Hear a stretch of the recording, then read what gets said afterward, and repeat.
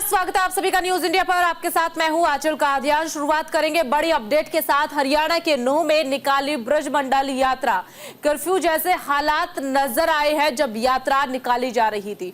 पिछले साल इस यात्रा के दौरान हिंसा भी हुई थी। साधु संतों के काफिलों के आगे पीछे सुरक्षा में पुलिस तैनात की गई है।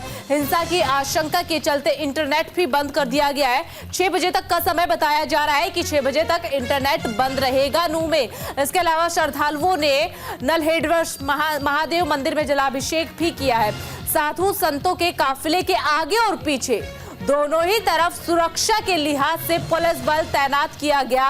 इसके अलावा सोशल मीडिया को ध्यान में रखते हुए इंटरनेट पर भी रोक लगा दी गई है। इंटरनेट भी बंद कर दिया गया है। शाम 6 बजे तक का समय बताया जा रहा है कि इंटरनेट बंद रहेगा। फिलहाल आप तस्वीरें देखिए कि चप्पे चप्पे पर पुलिस के जवान तैनात किए गए हैं ताकि पिछले साल जैसे हालात इस साल ना बने। हरियाणा के नूंह में पिछले साल हुई हिंसा के बाद आज एक बार फिर से पांडवकालीन शिव मंदिर में कर्फ्यू जैसे हालात के बीच ब्रजमंडल यात्रा निकाली गई है। ये यात्रा नलहेड़वर मंदिर में जलाभिषेक के बाद शुरू हुई है। गाड़ियों में निकाली जा रही यात्रा फिरोजपुर झिरका के झिरकेश्वर मंदिर पहुंची है। वहां जलाभिषेक के बाद पुनहाना के सिंगार श्रृंगेश्वर महादेव मंदिर में यात्रा संपन्न हुई है। इस दौरान सुरक्षा के भी पुख्ता इंतजाम किए गए हैं। इस दौरान मुस्लिम समुदाय के लोगों ने पुष्प वर्षा कर एक नई मिसाल भी कायम की है। देखिए, आपको बता दें कि पिछले साल हमने देखा था कि किस तरीके से नूंह में हिंसा भड़क गई थी, लेकिन इस बार एक मिसाइल जो है वो कायम की है, मिसाल कायम की है। मुस्लिम समुदाय के लोगों ने जब ब्रजमंडल यात्रा निकाली जा रही थी तो श्रद्धालुओं पर पुष्प वर्षा की गई है। इसके अलावा सुरक्षा के पहले ही इंतजाम पुख्ता कर लिए गए थे।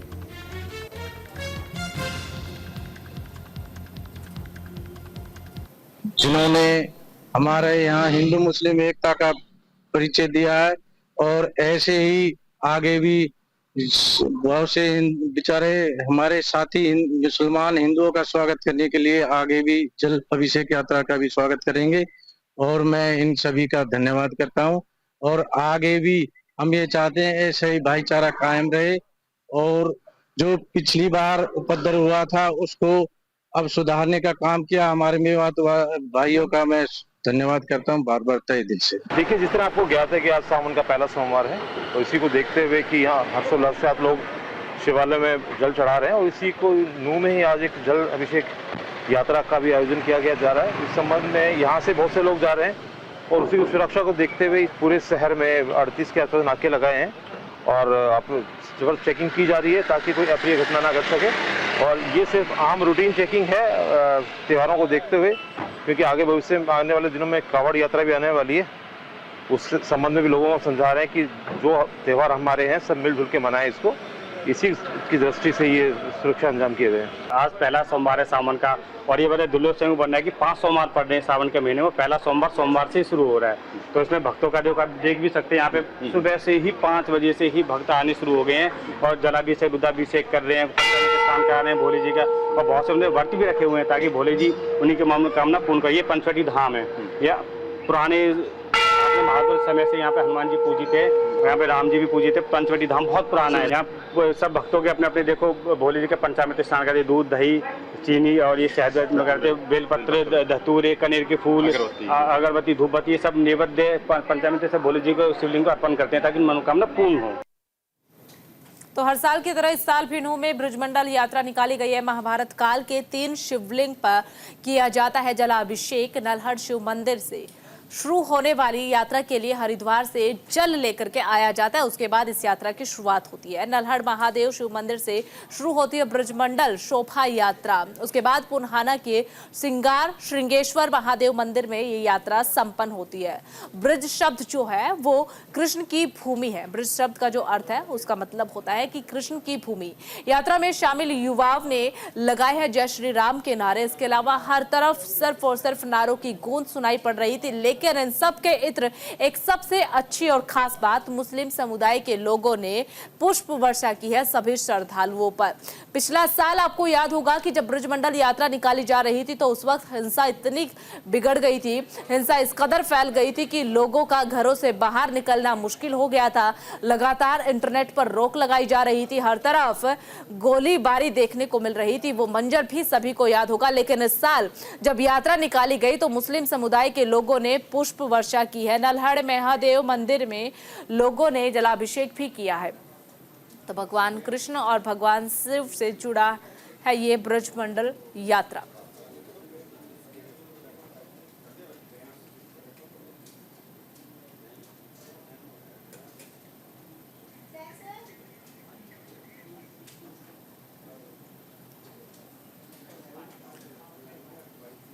तो सुरक्षा के लिहाज से पुख्ता इंतजाम किए गए। ये 4 तस्वीरें आप देखिए। सबसे पहले नजर डालिए सुरक्षा के इंतजाम पर, क्योंकि ये बेहद ही ज्यादा जरूरी हो जाती है साल 2023 की तस्वीरें देखने के बाद। तो सुरक्षा के पुख्ता इंतजाम किए गए, 2000 पुलिसकर्मियों की तैनाती की गई है। उसके बाद दूसरी नजर आप डालिए पुष्प वर्षा। ये पुष्प वर्षा जो है मुस्लिम समुदाय के लोगों ने की है। जब श्रद्धालु ब्रजमंडल यात्रा निकाल रहे थे, जब काफिला आगे की तरफ बढ़ रहा था, तो उस वक्त मुस्लिम समुदाय के लोगों ने पुष्प वर्षा की है। तीसरी तस्वीर जलाभिषेक की आपको दिखा रहे हैं। जब शिव मंदिर में सभी श्रद्धालु पहुंचे थे और जलाभिषेक किया गया था। ये जल जो है हरिद्वार से लेकर के आया जाता और आज के दिन शिव मंदिर में जाकर के जलाभिषेक किया जाता है। चौथी तस्वीर भक्तों की भीड़, भक्तों में खासा उत्साह देखने को मिला है ब्रजमंडल यात्रा को लेकर के, और आज वो उत्साह चरम पर था लोगों का। हर तरफ भक्तों की भीड़ नजर आ रही थी। लेकिन सबसे खास बात जो वो कि 2023 को ध्यान में रखते हुए प्रशासन की तरफ से इस साल पुख्ता इंतजाम किए गए हैं। ब्रजमंडल यात्रा जो है वो 80 किलोमीटर लंबी होती है। इस दौरान मुस्लिम समुदाय के लोगों ने जगह जगह पर सभी श्रद्धालुओं पर पुष्प वर्षा भी की गई है। हालांकि जो हालात है वो कर्फ्यू जैसे से नजर आ रहे थे। 2000 पुलिसकर्मी तैनात किए गए थे। श्रद्धालुओं का जो काफिला था उसके आगे भी और पीछे भी सुरक्षा कर्मी तैनात किए गए थे ताकि हालात 2023 जैसे ना बने। लेकिन इस बार ब्रजमंडल यात्रा बेहद ही अच्छे ढंग से निकाली गई है। सकुशल ये यात्रा निकाली गई, इसमें कोई भी बाधा इस बार नजर नहीं आई है, बल्कि हर समुदाय के लोगों ने ब्रजमंडल यात्रा के लिए अपना अपना योगदान दिया है। मुस्लिम समुदाय के लोगों ने एक खास मिसाल जो है वो भी कायम की है। दरअसल मुस्लिम समुदाय के लोगों ने श्रद्धालुओं पर पुष्प वर्षा भी की है। तस्वीरों में भी आपको पुलिस के जवान तैनात नजर आ रहे होंगे, क्योंकि हर तरफ चप्पे चप्पे पर, कहा जा सकता है कि चप्पे चप्पे पर पुलिस बल की तैनाती की गई थी। साथ ही साथ उस काफिले के आगे और पीछे भी पुलिस बल तैनात किए गए थे जो लगातार ब्रजमंडल में शामिल थे और शिव मंदिर की तरफ जा रहे थे। 80 किलोमीटर ये यात्रा लंबी होती है। ज्यादा जानकारी के लिए ग्राउंड जीरो का रुख कर लेते हैं। सहयोगी वीना अरोड़ा हमारे साथ जुड़ी हुई है। वीना, क्या कुछ जानकारी है फिलहाल, किस तरीके की स्थिति वहां पर बनी हुई है? हालांकि जो खबरें वो यही मिल रही है कि सुरक्षा के इंतजाम तो पुख्ता थे। जी आंचल, बिल्कुल इस बार जो नलड़ेश्वर मंदिर की यात्रा अगर बात करेंगे तो इस यात्रा को लेकर दूसरे समुदाय के लोगों ने का जो है साइन दिया है, क्योंकि जिस तरह से यात्रा निकाली गई है और आधा घंटा पहले ये यात्रा सिंहेश्वर मंदिर में पहुंच भी चुकी है और इस यात्रा को पूरा भी किया गया। अगर हम बात करें तो यहाँ पर दूसरे समुदाय के लोगों ने जब यात्रा यहाँ से निकली थी तो उनके ऊपर फूलों से वर्षा भी की थी और यात्रा में साधु संत जो है उनके ऊपर भी फूल बरसाए गए थे। इसमें लगभग 6-7 जो गाड़ियां थी यात्रा के आगे पीछे चल रही थी और बीच में कुछ जो दंगे को रोकने वाली जो गाड़ियां थी वो भी यात्रा के बीचों बीच चल रही थी और लगभग 2000 के करीब जो पुलिस कर्मचारी थे वो यहाँ पर मौजूद थे, क्योंकि पिछले साल 31 जुलाई को ये यात्रा निकली थी और कई दिनों तक नूह और मेवात को आग में झुलसना पड़ा था और कई दिनों तक कर्फ्यू का सामना जो है इन शहरों को करना पड़ा था। लेकिन इस बार जो यात्रा यहाँ पर निकली है बहुत शांतिपूर्वक तरीके से निकली गई है। जगह जगह पर यात्रा के ऊपर फूल बरसाए गए हैं और जगह जगह पर पुलिस द्वारा भी पूरे बंदोबस्त है जो किए गए थे और नेट जरूर आज 5 घंटे के लिए बंद किया गया था। SMS सेवा भी बंद कर दी गई थी ताकि किसी भी तरह की अनहोनी घटना ना हो और किसी भी तरह की जो अफवाह है उसके साथ जुड़े हुए इलाकों में ना फैले, जिसके चलते यात्रा जो यानी कि कुल मिलाकर के बिना ये कहा जा सकता है कि सुरक्षा के लिहाज से भी, सोशल मीडिया के लिहाज से भी हर तरफ से प्रशासन ने पुख्ता इंतजाम किए थे और यही वजह है कि यात्रा आधे घंटे पहले मंदिर पहुंच गई है। बहुत बहुत शुक्रिया वीना आपका तमाम जानकारी साझा करने के लिए। तो उधर आज सीएम सैनी करनाल दौरे पर है। विधानसभा चुनाव लड़ने पर प्रतिक्रिया सीएम सैनी की तरफ से दी गई है। उन्होंने कहा है कि संसदीय बोर्ड करेगा चुनाव लड़ने का फैसला। रेस्ट हाउस में सुनी गई लोगों की समस्या। ये बड़ी अपडेट इस वक्त आपको दे रहे हैं करनाल से। हरियाणा के सीएम नायब सिंह सैनी 2 दिन के लिए करनाल दौरे पर। इस दौरान उन्होंने जनता की समस्याएं भी सुनी है। विधानसभा चुनाव लड़ने को लेकर के अपनी प्रतिक्रिया भी जाहिर किया। इस दौरान सीएम सैनी ने कई सामाजिक कार्यक्रमों में भी हिस्सा लिया है। तो वहीं पर कार्यक्रम में भाग लेने से पहले उन्होंने पीडब्ल्यूडी रेस्ट हाउस में जनता की समस्याएं सुनी है। वहां मौजूद अधिकारियों को निर्देश देते हुए उनके समस्याओं का समाधान कराने के भी निर्देश दिए गए हैं। जो भी लोग वहां पर पहुंचे थे अपनी समस्या लेकर के, वो सर माथे है, उसका सम्मान करते हैं। परंतु जो धार्मिक प्रवृत्ति के लोग हैं, जो शाकाहारी लोग हैं, शाकाहारी को ये नहीं पता चलता कि यहाँ क्या बनता है क्या नहीं बनता। अगर उसके ऊपर कुछ चिन्ह होगा लगा हुआ, लिखा हुआ होगा, जो शाकाहारी है वो शाकाहारी में जाएगा, मांसाहारी है मांसाहारी में जाएगा। तो उसके लिए जो कोर्ट का फैसला आया है। चलिए खबरों में आगे बढ़ते हैं। रोहतक से सांसद और कांग्रेस नेता दीपेंद्र हुड्डा ने लोकसभा में हरियाणा सरकार पर कई सारे सवाल उठाए हैं। तो आइए आपको सुनवाते हैं कि दीपेंद्र हुड्डा ने क्या कुछ कहा है। चर्चा का विषय है, अति महत्वपूर्ण विषय है कि ओलंपिक की तैयारी पे चर्चा। मगर ये विषय तो महत्वपूर्ण है, मगर मैं समझता हूँ ये समय तो अब हम 4 दिन के बाद 26 तारीख को ओलंपिक शुरू होने जा रहे हैं। आज 22 है, तो अब क्या तैयारी पे हम सुझाव दें और क्या तैयारी हो पाएगी। तो अब तो हम केवल शुभकामनाएं दें और 2 ही काम कर सकता है सदन। हमारे जो कंटिंजेंट है उनको हम शुभकामनाएं दे सकते हैं और ईश्वर से प्रार्थना कर सकते हैं कि ज़्यादा से ज़्यादा मेडल आए, क्योंकि अब सुझाव या ये 2028 के ओलंपिक के लिए सुझाव ये ले रहे हैं, तो तब तक तो पता नहीं कि इनकी सरकार रहेगी या नहीं रहेगी। दीपेंद्र हुड्डा का हरियाणा मांगे हिसाब अभियान शुरू हो चुका है। अभियान के तहत दीपेंद्र हुड्डा ने पदयात्रा भी की है। दीपेंद्र हुड्डा ने केंद्र और हरियाणा सरकार पर निशाना साधते हुए कहा है कि हिसाब में गड़बड़ नहीं है तो देने में क्या डर है। अग्निपथ योजना किसके कहने पर लागू हुई है, ये सवाल भी दीपेंद्र हुड्डा की तरफ से पूछा गया है। युवाओं को रोजगार के अवसर दिलाना प्राथमिकता है हमारी, ये दीपेंद्र हुड्डा की तरफ से कहा गया है। सांसद दीपेंद्र हुड्डा ने हरियाणा मांगे हिसाब के तहत कई सवाल सरकार पर उठाए। अग्निवीर योजना का जिक्र भी किया, साथ ही साथ हिसाब में गड़बड़ी का जिक्र भी किया है कि अगर हिसाब में गड़बड़ी नहीं है तो हिसाब देने में हिचक कैसी है सरकार को।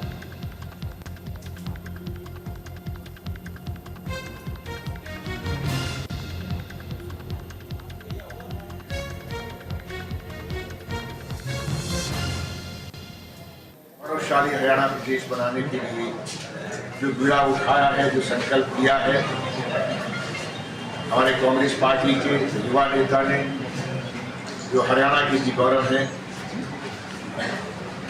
इस संकल्प को हम सभी कांग्रेस जन, सभी कार्यकर्ता, सभी नेता अपनी अपनी जगहों पर लेकर निकलेंगे।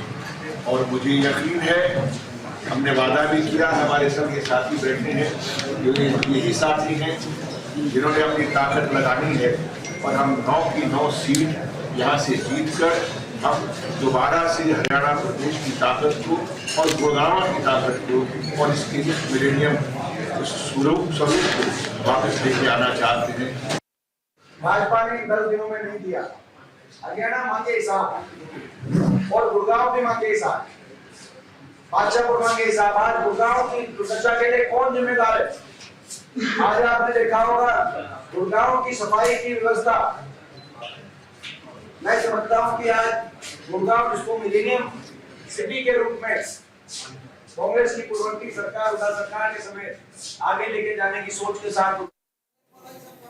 और इस बीच एक और बड़ी अपडेट आपको बता दें, वीएचपी ने योगी के फैसले का समर्थन किया है। दुकानों पर नाम पहचान लगाने की जरूरत है, वीएचपी की तरफ से कहा गया है। देखिए, विश्व हिंदू परिषद ने योगी की तरफ से जो फैसला, जो कि उत्तर प्रदेश के मुख्यमंत्री है योगी आदित्यनाथ, उन्होंने जो फैसला लिया था कि दुकानों पर नाम और पहचान लगाने की जरूरत है, उस फैसले का समर्थन किया है। कांवड़ यात्रा पिकनिक नहीं है, पवित्र तपस्या है, शुद्धता के लिए लिया गया था अच्छा फैसला। विश्व हिंदू परिषद यानी कि वीएचपी ने कांवड़ यात्रा के दौरान योगी सरकार के नेम प्लेट फैसले का समर्थन किया। कांवड़ यात्रा पिकनिक नहीं है, टूरिज्म नहीं है। कांवड़ यात्रा एक तपस्या है, साधना है। पवित्रता के साथ भोजन करते हैं, कोई अखाद्य चीज नहीं मिलनी चाहिए उनको। कल भी एक दुर्घटना हुई है, सबके ध्यान में है, प्याज तक नहीं खाते ये लोग। तो फिर यह आदेश जारी करना कि हर व्यक्ति अपनी दुकान के ऊपर अपनी पहचान लगाए। तो उधर कनाडा सड़क हादसे में पंजाब की बेटी ने अपनी जान गंवा दी है। सड़क हादसे में 3 छात्राओं की जान चली गई है। घर वालों ने कर्ज लेकर के पढ़ाई करने के लिए विदेश भेजा था, लेकिन सड़क हादसे के दौरान 3 बेटियों ने अपनी जान गंवा दी है। तीनों बेटियां पंजाब की हैं। परिवार दे नाल बहुत मंदभागी घटना वापरी है जी। मेरी भतीजी लखविंदर कौर कोमल जो कि पिछले साल 2023 ਦੇ ਵਿੱਚ ਸਤੰਬਰ ਅਨਟੇਕ ਦੇ ਵਿੱਚ ਅਗਸਤ ਦੀ 30 ਤਰੀਕ ਨੂੰ ਇੱਥੋਂ ਆਪਾਂ ਕੈਨੇਡਾ ਘੱਲੀ, ਜਿਹਦੀ ਸਟੱਡੀ ਚੱਲ ਰਹੀ ਸੀ, ਜਿਹਦੇ ਵਿੱਚ ਉਹਨੂੰ। और चलिए इस बीच एक और बड़ी अपडेट आपको दे दे। रमणीक सिंह बने हैं रोइंग एसोसिएशन के प्रधान, निर्विरोध प्रधान पद पर चुने गए हैं। रमणीक सिंह अंतर्राष्ट्रीय स्तर पर ले जाने का करूंगा प्रयास, उनकी तरफ से पद पर चयनित होने के बाद बयान सामने आया है। 10 वर्षों से ज्ञानचंद गुप्ता थे एसोसिएशन के प्रधान।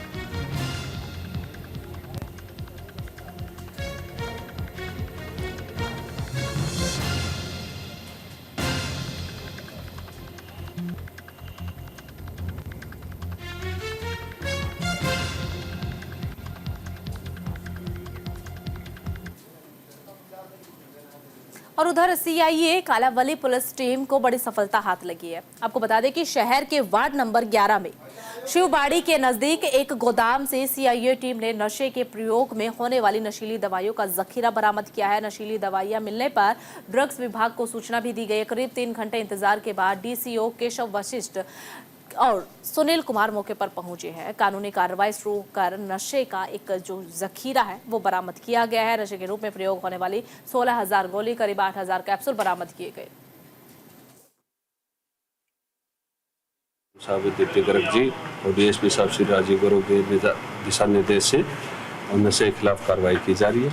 इस दौरान आज मेरे गश्त पड़ताल के दौरान सूचना मिली कि राजीव गर्ग व उसका लड़का रुपेश गर्ग जो मेडिकल स्टोर के यार्ड के अंदर नशीली गोलियां दवाइयां बेचते हैं और जिन्होंने अपना वेद महेश्वरी का।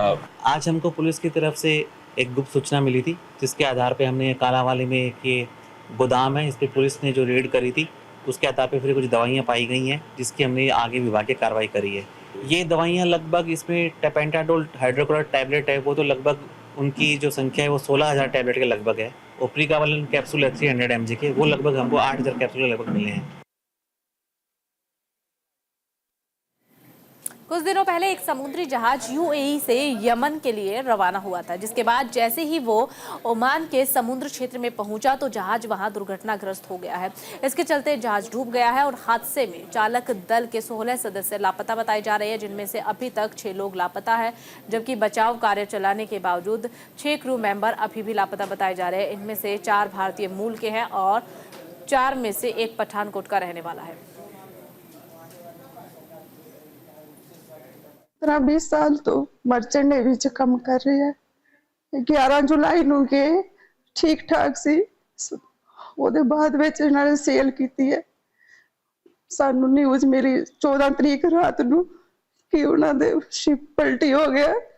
ਉਹਦੇ ਬਾਅਦ ਵਿੱਚ 15, 16, 17 ਤਰੀਕ ਨੂੰ 9 ਬੰਦੇ मिले, 16 आदमी उस शिप च काम कर। डैड अभी रिसेंटली शिप में ज्वाइन किया था उन्होंने, तो वो दक्कम पोर्ट के पास ओमान के पास में उनकी शिप कैप्साइज हुई थी रिसेंटली। तो ये 14th की रात की बात है जब उन्होंने एक डिस्ट्रेस कॉल डाला था। तो उसके बाद हमें इंफॉर्मेशन इन्होंने ट्यूसडे की रात को दी थी कंपनी के मैनेजर ने। तो उधर हरियाणा के कृषि और किसान कल्याण मंत्री कंवरपाल ने यमुनानगर स्थित तहसील परिसर प्रताप नगर में खंड कृषि कार्यालय का उद्घाटन किया। इस दौरान कृषि और बागवानी अधिकारियों ने श्री कंवरपाल गुज्जर को पुष्प गुच्छ दे करके और पुष्पमाला पहना करके उनका स्वागत किया है। कार्यक्रम में किसानों को संबोधित करते हुए कंवरपाल गुज्जर ने कहा कि इस कार्यालय के बनने से किसानों को बहुत सुविधा दी जाएगी। पहले भी था कार्यालय तो, लेकिन वो इस प्रकार की व्यवस्था नहीं थी। आज एक अच्छी जगह मिल गई और इन्होंने सारा का सारा वो व्यवस्थित करके वहाँ के, मैं समझता हूँ उससे किसानों को बहुत लाभ होगा कि वो अच्छी जगह पे भी है, उनका पहुँच में भी होगा, वो जाके अधिकारियों को मिल सके। तो देखिए ये हमारे कृषि विकास अधिकारी जो थे वो सारे के सारे पंजाब के कई शहरों में लगातार बारिश हो रही है, तो वहीं पर पंजाब के समराला शहर में भी सुबह 9 बजे से लगातार बारिश हो रही है। बारिश से शहर वासियों को गर्मी से राहत जरूर मिली है, तो वहीं समराला का मौसम भी काफी ज्यादा अच्छा हो चुका है। इस बारिश से किसानों के चेहरे भी मुस्कुरा रहे हैं। किसानों को उम्मीद है कि इस प्रकार से बारिश से फसल अच्छी होगी।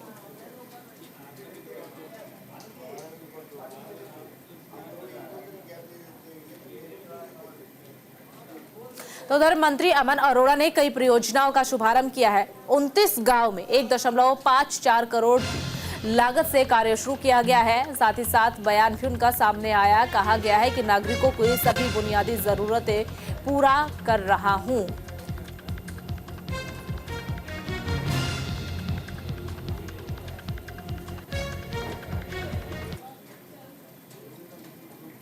और फिलहाल इस बुलेटिन में सिर्फ इतना ही। बाकी तमाम बड़ी खबरों के लिए बने रहिए न्यूज़ इंडिया के साथ।